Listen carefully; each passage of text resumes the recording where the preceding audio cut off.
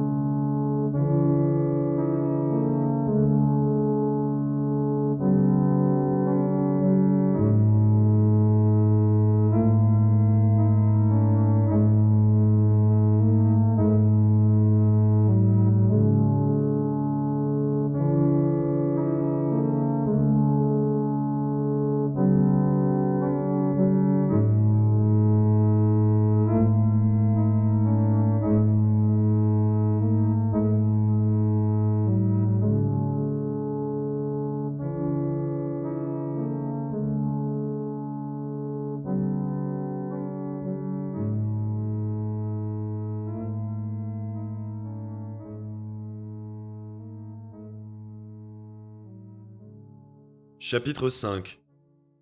La clémence de l'empereur Albinos. Irkun s'éloigna du lit de sa sœur. Les traits tirés, il dit alors d'une voix étouffée. C'est terminé. Puis, il se dirigea vers la fenêtre et regarda les tours d'Imrir, le port où étaient ancrées les frégates dorées et le navire que le seigneur Straacha avait offert à Elric. Elle va bientôt se réveiller, ajouta Irkun, l'air absent. Divim Tvar et l'archer rouge observaient Elric, agenouillé près du lit, les yeux fixés sur le beau visage de Simoril, empreint de sérénité. Et, à un moment donné, Elric soupçonna le prince Irkun d'avoir menti et d'avoir tué Simoril. Mais les paupières s'ouvrirent, puis les yeux. Elle le vit et lui sourit. Elric, tous ces rêves, tu n'as pas de mal? Non, je n'ai pas de mal, Simoril, pas plus que toi. Irkun, c'est lui qui t'a réveillé. Mais tu avais juré de le tuer. J'ai été victime de la sorcellerie, comme toi. Mon esprit était alors plongé dans la confusion. Il l'est encore pour certaines choses, mais Irkun n'est plus le même. Je l'ai battu aux armes. Il ne doute plus de ma puissance. Il ne cherche plus à usurper le trône. Un bel acte de clémence, fit-elle en écartant ses cheveux noirs de son visage. Elric lança un coup d'œil à Raakir. Ce n'est peut-être pas la clémence qui m'a fait agir ainsi, fit observer Elric, mais peut-être simplement un sentiment de fraternité à l'égard d'Irkun. Un sentiment de fraternité? Ne me dis pas que tu éprouves un tel sentiment. Nous sommes tous les deux de simples mortels, tous les deux victimes d'une conjuration des seigneurs d'en haut. Ma sympathie va donc à ceux de ma race, et c'est pour cette raison que je ne hais plus Irkun. Et c'est ce qu'on appelle de la clémence, fit Simoril. Irkun se dirigea vers la porte. Puis-je sortir, mon empereur? Elric crut percevoir une lueur étrange dans les yeux de son cousin. Mais peut-être était-ce seulement l'humilité ou le désespoir. Il fit oui de la tête. Irkoun sortit et referma doucement la porte. Divim Tvar dit alors: Défiez-vous d'Irkoun, Elric. Il vous trahira à nouveau. Le seigneur des cavernes des dragons avait l'air inquiet. Non, dit Elric. Même s'il ne me craint pas, il craint la nouvelle épée que je porte. Mais vous devriez aussi la craindre vous-même, rétorqua Divim Tvar. Non, fit Elric. J'en suis maître. Divim Tvar s'apprêta à dire quelque chose, mais il hocha la tête d'un air presque désolé et s'inclina. Il quitta la chambre en compagnie de Raakir. Elric et Simoril étaient de nouveau seuls. Simoril prit Elric dans ses bras. Ce furent des baisers et aussi des pleurs. La fête dura une semaine entière. Presque tous les navires et leur équipage, ainsi que les dragons, étaient de retour. Elric également. Il venait de faire valoir ses droits à gouverner, et de l'empereur légitime, on accepta le caractère étrange. Cette clémence était peut-être le trait le plus étrange de son caractère. Dans la salle du trône fut donné un bal, le bal le plus somptueux que les courtisans eussent jamais vu. Elric se fit le cavalier de Simoril, et tous deux prirent part au divertissement. Seul Irkoun ne dansait pas. Il préférait rester dans un coin calme, en dessous de la galerie des esclaves musiciens, à l'abri des regards. Raakir, l'archer rouge, dansa avec plusieurs dames auxquelles il donna des rendez-vous galants, car il était devenu Tamelnibone un héros. Divim Tvar fut aussi de la danse, mais son regard devenait anxieux chaque fois qu'il rencontrait celui du prince Irkoun. Pendant le festin, Elric parla à Simoril. Ils étaient tous deux assis sous le dais du trône de rubis. Accepterais-tu la couronne d'impératrice, Simoril? Tu sais que je veux t'épouser, Elric. Tu le sais depuis longtemps, non? Ainsi, tu acceptes d'être ma femme? Oui, fit-elle en riant, croyant à une plaisanterie. Sans être impératrice? Pendant toute une année au moins? Que veux-tu dire par là, monseigneur? Je dois partir durant un an, Simoril. Fort de l'expérience de ces derniers mois, j'ai décidé de parcourir les jeunes royaumes, de voir comment les autres nations gèrent leurs affaires. Je pense en effet que Melniboné doit se transformer si elle veut survivre. Je suis certain qu'elle pourrait devenir une grande puissance, car elle est encore très forte. C'est vrai? Demanda Simoril, surprise et inquiète à la fois. Mais Melniboné ne s'est jamais préoccupée de ce qui était bien ou de ce qui était mal, uniquement de ce à quoi elle aspirait? Or, j'aimerais que cela change. Tu as l'intention de tout changer?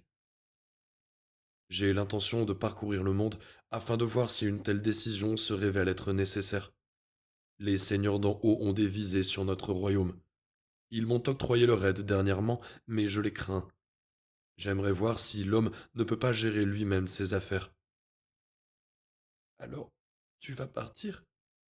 Demanda-t-elle, les yeux emplis de larmes. Quand? Demain, en même temps que Raakir. Nous prendrons le navire du seigneur Straacha et nous mettrons le cap sur l'île des cités pourpres, où Raakir a des amis. Viendras-tu? Je... je ne peux pas me faire à l'idée que... Non, non, je ne peux pas. Oh, Elric, pourquoi gâcher notre bonheur présent? Parce que j'ai le sentiment que nous ne serons pas entièrement heureux tant que nous ne saurons pas qui nous sommes exactement. Elle fronça les sourcils. Alors c'est cela que tu veux découvrir, fit-elle lentement. Tu devras le découvrir seul, Elric, car ce n'est pas ce que je cherche. Tu iras seul par ces pays barbares. Tu ne m'accompagneras donc pas? C'est impossible. Je... je suis melnibonéenne. Elle soupira. Je t'aime, Elric. Moi aussi je t'aime, Simoril. Alors, nous nous marierons à ton retour, dans un an. Elric était triste, mais il savait qu'il devait partir. S'il ne le faisait pas, l'angoisse ne tarderait pas à s'emparer de lui, et il risquait alors de considérer Simoril comme une ennemie qu'il aurait enfermée dans son piège. Tu gouverneras jusqu'à mon retour, déclara-t-il. Non, Elric, je ne peux pas assumer cette responsabilité. Alors qui gouvernera? Divim Tvar? Je connais Divim Tvar. Il refusera. Magum Kolim, peut-être? Non. Alors, tu dois rester, Elric. Elric promena son regard sur la foule des courtisans et s'arrêta sur une silhouette solitaire assise sous la galerie des esclaves musiciens. Il sourit alors, d'un sourire ironique, et dit aussitôt: Non, ce sera Irkun. Simoril fut horrifié. Non! Elric, il outrepassera ses pouvoirs. Pas en ce moment. Voilà qui serait bien. Il était le seul à convoiter le trône. Il pourra ainsi occuper ce trône à ma place pendant 1 an. S'il se révèle un bon empereur, j'abdiquerai peut-être en sa faveur. Mais s'il gouverne mal, ce sera la preuve formelle que ses ambitions étaient mal fondées. Elric, fit Simoril, je t'aime. Mais tu serais un imbécile, un criminel même, si tu rendais ta confiance à Irkun. Non, répondit-il sèchement. Je ne suis pas un idiot. Je suis Elric, tout simplement. Et cela, je ne peux rien y faire, Simoril. C'est Elric que j'aime, cria-t-elle. Mais Elric est damné. Nous serons tous damnés si tu pars. Il le faut. C'est parce que je t'aime, Simoril, que je dois partir. Elle se leva. Elle était en pleurs. Elle était éperdue. Et Simoril, c'est moi, dit-elle. Tu nous perdras tous les deux. Sa voix s'était faite plus douce. Elle caressa les cheveux d'Elric. Nous nous perdrons, Elric. Non, je bâtirai quelque chose de meilleur. Je ferai des découvertes. Lorsque je reviendrai, nous nous marierons, nous vivrons longtemps et serons heureux, Simoril. Elric venait de mentir par 3 fois. Il avait menti une première fois au sujet de son cousin Irkun, une deuxième fois au sujet de l'épée noire, une troisième fois au sujet de Simoril. Et c'est sur ces 3 mensonges que devait être forgée la destinée d'Elric, car l'on ne ment qu'au sujet des choses qui nous tiennent à cœur. Épilogue. Il était une fois un port qui s'appelait Méni, la plus humble et la plus agréable des cités pourpres. Comme les autres ports de l'île, il était construit sur la roche pourpre qui, aux cités, devait donner son nom. C'étaient partout des toits rouges, des voiles, des bateaux aux couleurs vives.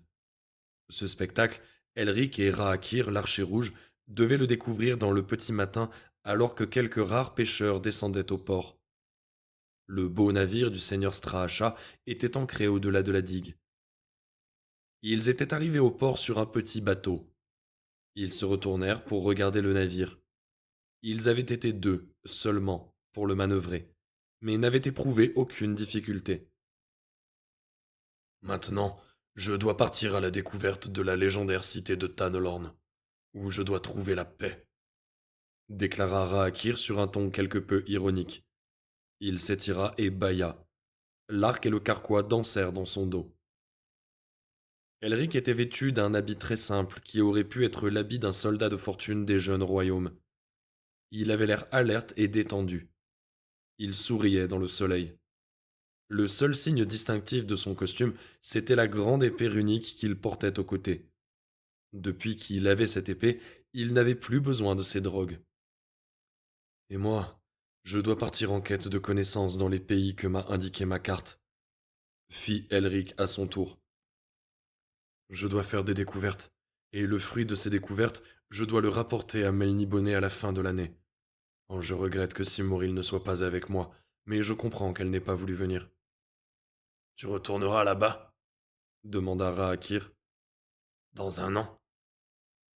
C'est pour elle que j'y retournerai. Ma seule crainte, c'est de faiblir avant ce délai et de retourner à Melniboné avant que ma quête ne soit terminée. Ah, j'aimerais venir avec toi, fit Raakir. J'ai parcouru presque tous les pays, et je pourrais te guider comme je t'ai guidé dans les enfers. Mais j'ai juré de trouver Tanlorn, qui n'existe cependant pas vraiment, autant que je sache. J'espère que tu trouveras ce que tu cherches, prêtre guerrier de Pume, lui dit Elric. Je ne ferai plus partie de cette caste, fit Raakir. Puis il ouvrit de grands yeux. Hé, regarde, ton navire. Elric regarda. Il vit alors le navire des terres et des mers s'enfoncer dans les flots. Le seigneur Straacha reprenait son bien. Les élémentaires sont mes amis, fit Elric, mais je crains que leur pouvoir ne s'affaiblisse, à l'image de la puissance de Melniboné. Nous autres, de l'île aux dragons, ceux que les jeunes royaumes considèrent comme des démons, nous avons beaucoup de choses en commun avec les esprits de l'air, de la terre, du feu et de l'eau. Je t'envie d'avoir de tels amis, en qui tu peux avoir confiance, dit Raakir alors que les mâts du navire disparaissaient dans l'abîme des flots. Oui. Raakir regarda alors l'épée runique qui pendait aux côtés d'Elric. Mais je crois que ce sont les seules créatures à qui tu puisses te fier, ajouta-t-il. Elric se mit à rire. Ne t'inquiète pas pour moi, Raakir.